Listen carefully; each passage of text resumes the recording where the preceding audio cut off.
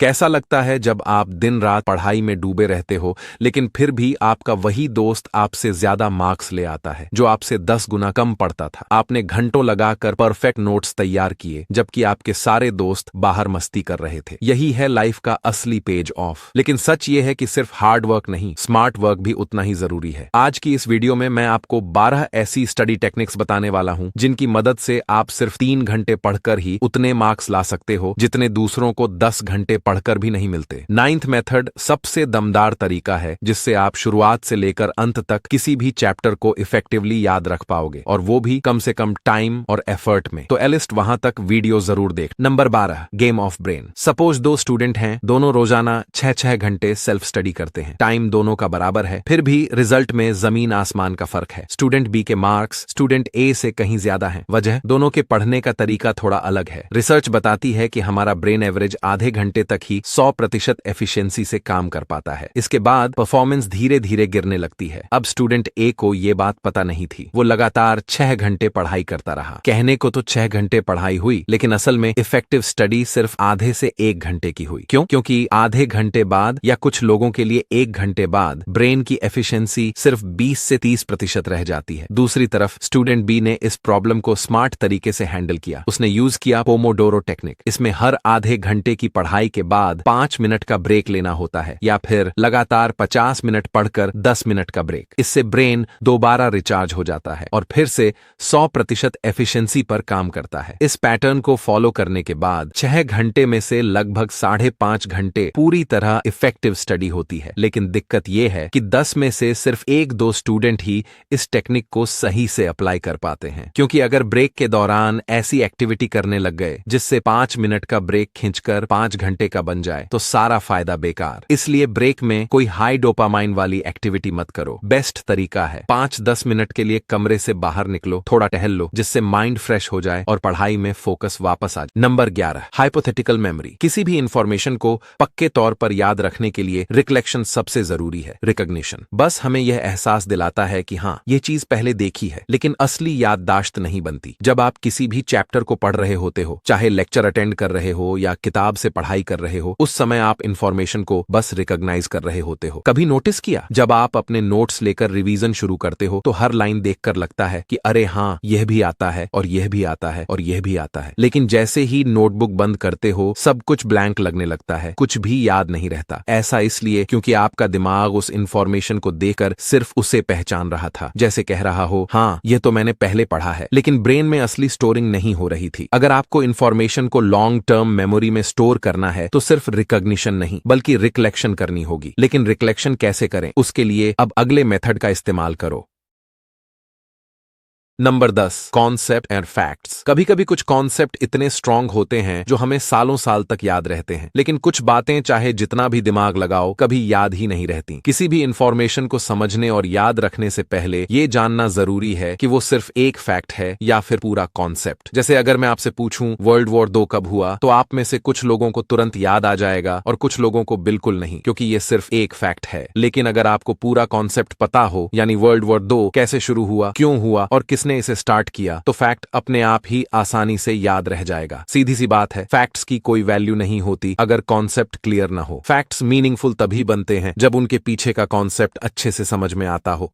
Number 8, best technique of memorisation. Complex information को याद रखने के लिए हम जो शॉर्टकट्स बनाते हैं उन्हें निमोनिक्स कहते हैं। निमोनिक्स एक ऐसा सिस्टम है जो किसी भी इंफॉर्मेशन को जल्दी और आसानी से रिकॉल करने में हेल्प करता है कि हार्ट के लेफ्ट एट्रियम और राइट एट्रियम में से कौन सा ऑक्सीजनेटेड ब्लड रखता है और कौन सा डीओनऑक्सीजनेटेड ब्लड। इसका आंसर है लेफ्ट एट्रियम में ऑक्सीजनेटेड ब्लड और राइट एट्रियम में डीओनऑक्सीजनेटेड ब्लड। लेकिन ऐसे सवाल में आप कंफ्यूज हो सकते हो, तो इसे रेडियो सुनते सुनते ट्रिक से याद करना और भी आसान है। RA मतलब राइट एट्रियम और DE मतलब डीऑक्सीजनेटेड। अब इस ट्रिक को जानकर आप इसे कभी भी भूल नहीं पाओगे। Number 9, spaced repetition. स्टडीज के अकॉर्डिंग किसी भी इंफॉर्मेशन को टेम्परेरी मेमोरी से परमानेंट मेमोरी में बदलने के लिए उसे करीब 7 बार देखना पड़ता है, लेकिन इतने सारे चैप्टर्स और इतने सारे सब्जेक्ट्स में 7 बार छोड़ो, एक बार भी ठीक से रिवाइज करना मुश्किल हो जाता है। यहीं पर स्पेस्ड रेपिटेशन बेस्ट मेथड साबित होता है। इससे आप नया सिलेबस कवर करने के साथ साथ पुराना भी इफेक्टिवली रिवाइज कर सकते हो। चैप्टर कंप्लीट करने के बाद अगले दिन ही उसे रिवाइज करो, फिर 3-4 दिन बाद दूसरी रिवीजन और उसके बाद 10 से 12 दिन के गैप पर तीसरी। इसी तरह हर रिवीजन के बाद गैप बढ़ाते जाना है और यह साइकिल हर चैप्टर करने के तुरंत बाद स्टार्ट करनी होगी।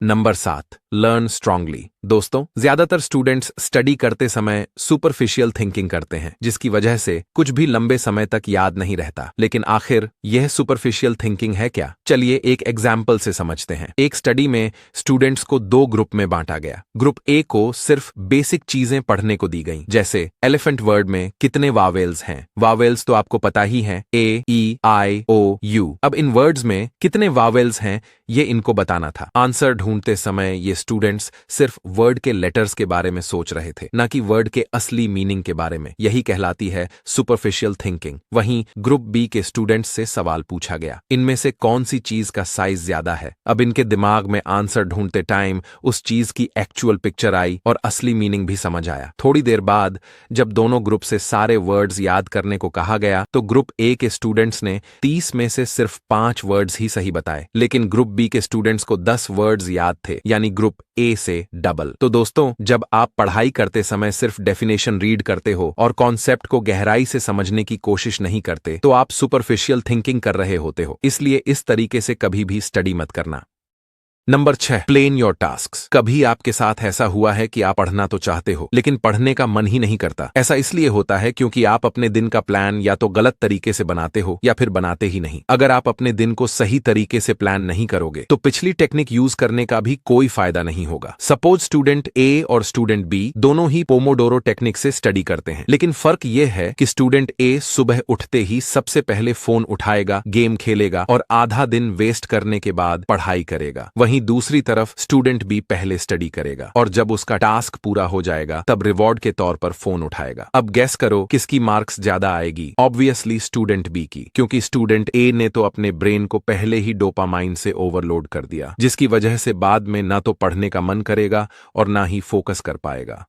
Number 5, power of environment. Writer James Clear अपनी फेमस बुक एटॉमिक हैबिट्स में लिखते हैं कि environment is one of the most important things जो आपकी हैबिट्स को डायरेक्टली इन्फ्लुएंस करता है। आप कितनी डीप और फोकस्ड स्टडी कर पाते हो, यह पूरी तरह इस बात पर डिपेंड करता है कि स्टडी करते वक्त आपका एनवायरनमेंट कैसा है। जैसे किचन में जाते ही कुछ खाने का मन करने लगता है, बेड पर लेटते ही नींद आने लगती है, बेड पर लेटते ही नींद आने लगती है, पार्टी में जाते ही नाचने और एंजॉय करने का मन करता है। उसी तरह लाइब्रेरी में बैठते ही या फिर एक सेपरेट स्टडी टेबल पर बैठते ही दिमाग खुद ब खुद स्टडी मोड में आ जाता है। हमारा सबकॉन्शियस ब्रेन हमेशा एनवायरनमेंट से क्यूज लेता है और इन्हीं क्यूज की वजह से कोई भी हैबिट ट्रिगर हो जाती है। इसीलिए अपने ब्रेन को ट्रेन करना बहुत जरूरी है कि स्टडी के टाइम आप हमेशा सिर्फ स्टडी टेबल पर बैठकर ही पढ़ाई करें। करने का असली पॉइंट यही है कि आपकी एक अलग और डेडिकेटेड स्टडी स्पेस होनी चाहिए, ना कि नंबर 4, SQ3R मेथड। ये सबसे पावरफुल और असरदार स्टडी मेथड्स में से एक है। SQ3R की फुल फॉर्म है सर्वे, क्वेश्चन, रीड, रिसीट और रिव्यू। जब भी किसी चैप्टर की शुरुआत करो तो सबसे पहले बुक उठाकर सर्वे करना है, यानी पूरे चैप्टर का एक क्विक ओवरव्यू लेना, हेडिंग्स, सब हेडिंग्स और डायग्राम्स को देखो। इससे दिमाग को क्लियर आइडिया मिलेगा कि चैप्टर आखिर है किस बारे में। इसके बाद ब्रेन में उस चैप्टर से जुड़े सवाल बनाओ। ये स्टेप बहुत इंपॉर्टेंट है क्योंकि इससे ब्रेन में आंसर खोजने की नेचुरल क्यूरियोसिटी पैदा होती है। जब किसी चीज का आंसर ढूंढने की क्यूरियोसिटी होती है तो ब्रेन उसे और भी जल्दी ग्रैब कर लेता है। सर्वे और क्वेश्चन फॉर्म करने के बाद अब बारी है चैप्टर को पढ़ने की। इस स्टेप पर ब्रेन पहले से ही अलर्ट रहता है और ऑटोमेटिकली सर्च मोड में आ जाता है। नतीजा ये कि आप इंफॉर्मेशन को ज्यादा इफेक्टिवली समझ और याद रख पाओगे। फिर आता है तीसरा स्टेप, रिसाइट, मतलब जो चीज आपने पढ़ी उसे बिना देखे खुद से याद करने की कोशिश करो। यही असली टेस्ट है कि आपने कितना समझा। और आखिर में सबसे जरूरी स्टेप,